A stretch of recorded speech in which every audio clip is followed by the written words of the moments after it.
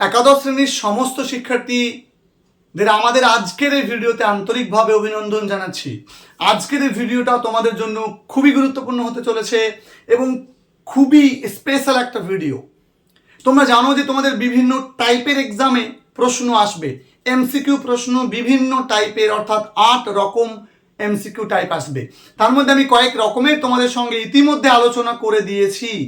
এখন আমার কাছে যেটা মূল দাবি, তোমাদেরকে আমি অ্যাজারশন রিজন টাইপের প্রশ্ন কিভাবে করতে হয়, কেস বেসড কোশ্চেন তোমাদেরকে কিভাবে করতে হবে, কেমন ধরনের প্রশ্ন থাকবে এবং ডায়াগ্রাম বেসড প্রশ্ন তোমাদের কেমন ধরনের থাকবে, সেটা নিয়ে আমি বিস্তারিতভাবে আলোচনা করব। দেখো, এখানে একটা প্রশ্ন দেওয়া আছে, অ্যাজারশন এবং রিজন দুটোর কারণ বুঝতে হবে। দেখো, অ্যাজারশন মানে হচ্ছে বিবৃতি। অ্যাজারশন মানে কি বললাম? বিবৃতি। বিবৃতি। আর রিজন মানে হচ্ছে কারণ। তাহলে এই যে কথাটা বলা হবে, এটাকে ব্র্যাকেটে এ দিয়ে লিখবে, এটাকে ব্র্যাকেটে আর দিয়ে লিখবে। এখন এই বিবৃতি আর কারণ, অনেকে কিন্তু ভুল করো যে এটাকে তোমরা কজ অ্যান্ড এফেক্ট ভাবছো, এমনটা কিন্তু নয়। ধরো এই অ্যাজারশনে কিছু দেওয়া আছে, তাহলে তোমার রিজনের ঘরটা ফাঁকা রাখা আছে, এখানে কিছু লেখা আছে, তাহলে তোমাকে কারণ লিখতে হবে। এখানে দেখো, the falcon can not hear the falconer. Falcon ফ্যালকনারকে শোনে না, এর কারণটা তোমাকে লিখতে বলেছে। উল্টো কেস হতে পারে। উল্টো কেসটা কি? দেখো, উল্টো কেসটা কি হতে পারে, সেটা হচ্ছে যে তোমাকে এখানে কারণটা বলে দিয়েছে, তাহলে ফ্যালকনার বিবৃতিটা কি, অর্থাৎ ওই এই কারণে ফ্যালকনার কি করে, কোনো একটা কারণের জন্য কি করছে সেটা, বা কোনো একটা কিছুর কারণ কি সেটা তোমাকে জানতে চাইবে।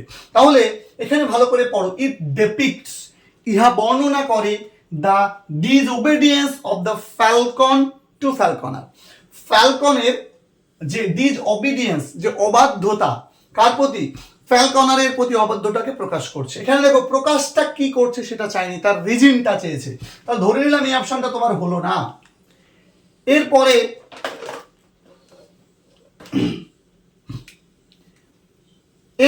Option number B, there is a disintegration of the traditional order and system.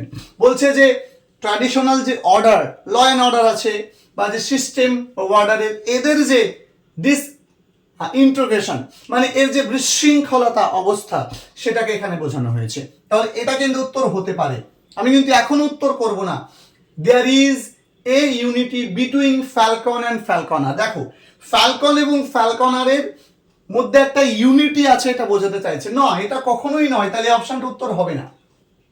There is some misunderstanding, বলছে কোনো ভুল বোঝাবুঝির ব্যাপার আছে between the king and his page, তার প্রজাদের মধ্যে। এমন কোনো ঘটনায় আমরা কবিতা পড়তে গিয়ে কিন্তু পড়িনি। সুতরাং এই যে অপশন নম্বর বি, এটা হয়ে যাবে উত্তর। তাহলে তোমার যে এবিসিডি 4টে অপশন থাকবে, তোমাকে বি নম্বর অপশনটাতে গোল করতে হবে। ঠিক আছে, আমি তোমাদেরকে শেখাবো কিভাবে ওয়েমার ফিল আপ করতে হবে এবং মোস্ট প্রবাবল ওয়েমার কেমন হতে পারে বোর্ডের, সেটা নিয়ে আমি রিসেন্টলি তোমাদেরকে খুব দ্রুত video Dev.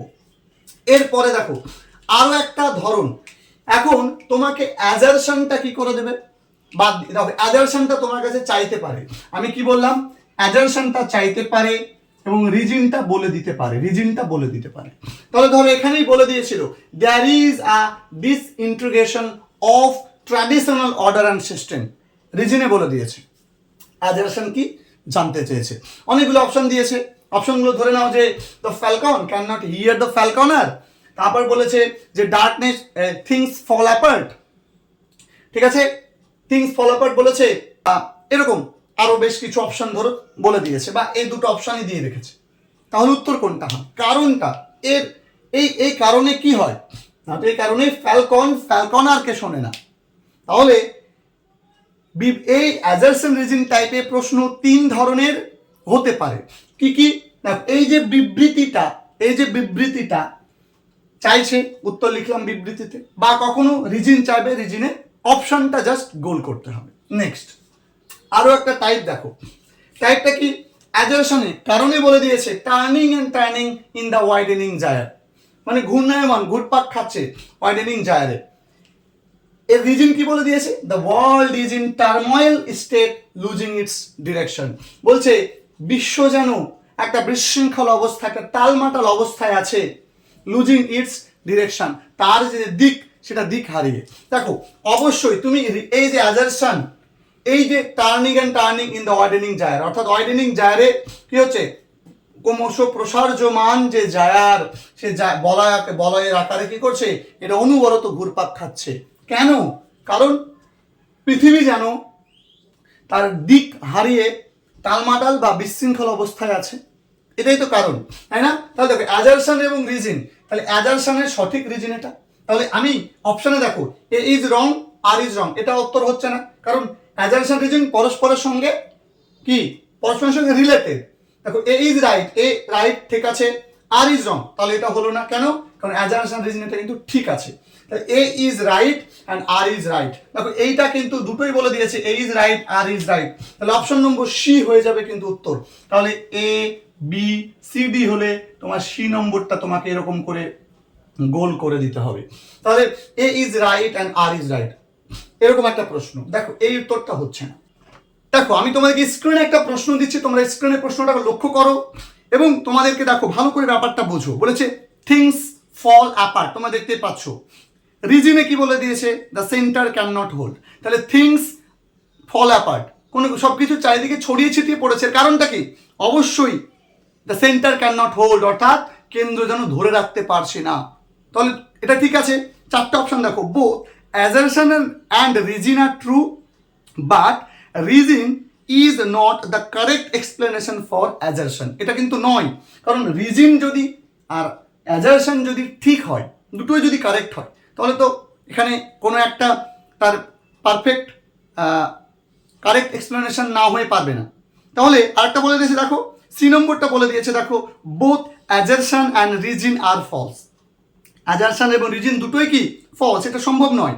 Assertion is true but reason is false, এটাও কিন্তু সম্ভব নয়। আর বি নম্বর দাগে অপশন আছে, দেখো both assertion and reason are true, তাহলে দুটোই সঠিক। আমি বললাম যে দুটোই কিন্তু সঠিক, অর্থাৎ থিংস ফল অ্যাপার্ট এর এক্স্যাক্ট কারণটা হচ্ছে সেন্টার ক্যান নট হোল্ড।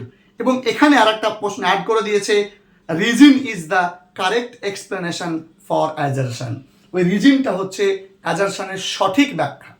তাহলে এই টাইপের একটা প্রশ্ন তোমাদের আসতে পারে। দেখো আমি তিনটে এক্সাম্পল নিয়ে তিন ধরনের অ্যাজারশন এবং রিজন টাইপের প্রশ্ন উত্তর কিভাবে করতে হবে সেটা তোমাদের সঙ্গে জানিয়ে দিলাম। এখন প্রশ্ন হলো যে আমি অন্যান্য টাইপেরও তোমাদেরকে আমি একসঙ্গে শেখাবো, এরপরে আমি তোমাদেরকে কেস বেসড কোশ্চেন কিভাবে করতে হয় আমি সেপারেটলি একটা ভিডিও তোমাদেরকে দেব। আশা করা যায় তোমরা সেই ভিডিওটা দেখে উপকৃত হবে। দেখা হচ্ছে তোমাদের সঙ্গে পরবর্তী ভিডিওতে। ততক্ষণ পর্যন্ত প্রত্যেকে ভালো থাকবে, সুস্থ থাকবে, সুন্দর থাকবে। ধন্যবাদ সকলকে।